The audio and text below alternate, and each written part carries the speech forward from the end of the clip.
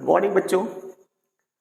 आज मैं एक छोटा सा वीडियो के जरिए आप लोगों को बताना चाहता हूं। जो बच्चे 12th का एग्ज़ाम क्वालिफाई किए, उनका रिजल्ट अच्छा आया। कुछ बच्चों ने बहुत अच्छा किया और कुछ बच्चों का उनके तैयारी के अनुसार थोड़ा सा कम रहा। तो मैं बताना चाहता हूं कि आप ऐसे रिजल्ट्स को लेके बिल्कुल परेशान ना हो, क्योंकि सक्सेस के लिए जो हमारे सारे कंडीशंस होती है उसमें सबसे पहले आता है उसका स्ट्रगल। स्ट्रगल अगर आपको सक्सेस होना है तो ये एग्जाम का रिजल्ट ये आपके भविष्य को डिफाइन नहीं करेगा कि आपके भविष्य में क्या होने वाला। ये 10वीं 12वीं का रिजल्ट आपको ये नहीं बताएगा। ये ठीक है, एक स्टेप है कि आपने अच्छा किया, रिजल्ट अच्छा आया या बहुत अच्छा नहीं आया, तो सारी बातें हैं। लेकिन वो रिजल्ट आपके भविष्य को डिफाइन करे, भविष्य को तय करे, ये बिल्कुल जरूरी नहीं होता।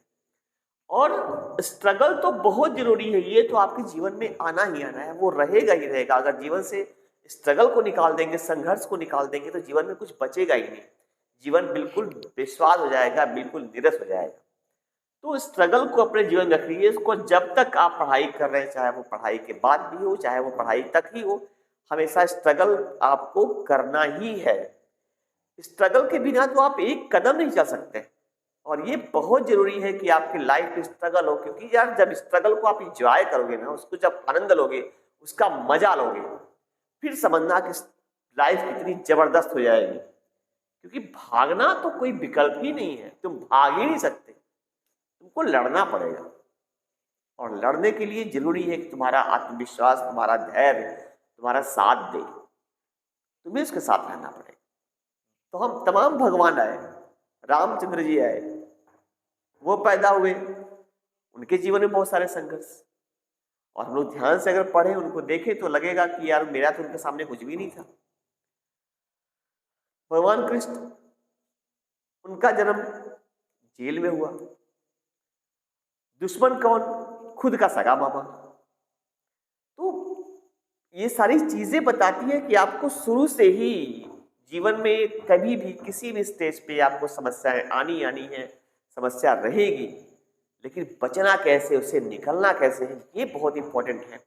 और यही चीजें हमें सिखाती है महापुरुषों को। जब आप पढ़ते हैं, उनके बारे में जानते हैं, अपने ईश्वर को, अपने भगवान को, अपने इष्ट को जब आप पढ़ते हैं, उनको सुनते हैं, उनकी लीलाएं पढ़ते हैं, तो लगता है कि ये चीजें हमारे जीवन में आनी चाहिए, ये जरूरी है, क्योंकि बिना इसके हम सफल नहीं हो सकते। भगवान कृष्ण जब गए थे कौरवों की सभा में, और उन्होंने कहा था भाई अज्ञातवास पूरा हो गया है और दे दो, आधा राज्य दे दो उनको। और नहीं आधा राज्य दे सकते तो केवल 5 ग्राम दे दो, बस दे दो, केवल 5 ग्राम रखो धरती अपनी तमाम, हम वही खुशी से खाएंगे, परजन परसीने उठाएंगे। और दुर्योधन वह भी दे न सका।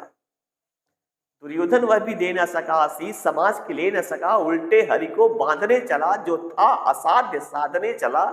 जब नाश मनुष्य पर छाता है, पहले विवेक मर जाता है।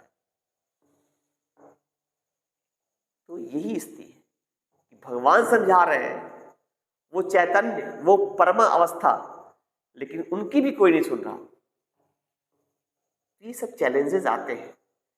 कोई ईश्वर भी आपके मतलब वो कह दे कि मैं ईश्वर हूं, मैं जो कह रहा हूं उसकी बात मान लो, हाथ जोड़ेगा, लेकिन यहां कोई नहीं सुनने वाला है।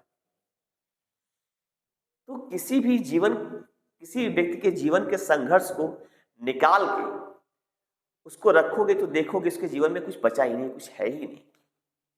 अंतिम समय तक, अंतिम सांस तक लड़ना है, अंतिम सांस तक युद्ध करना है।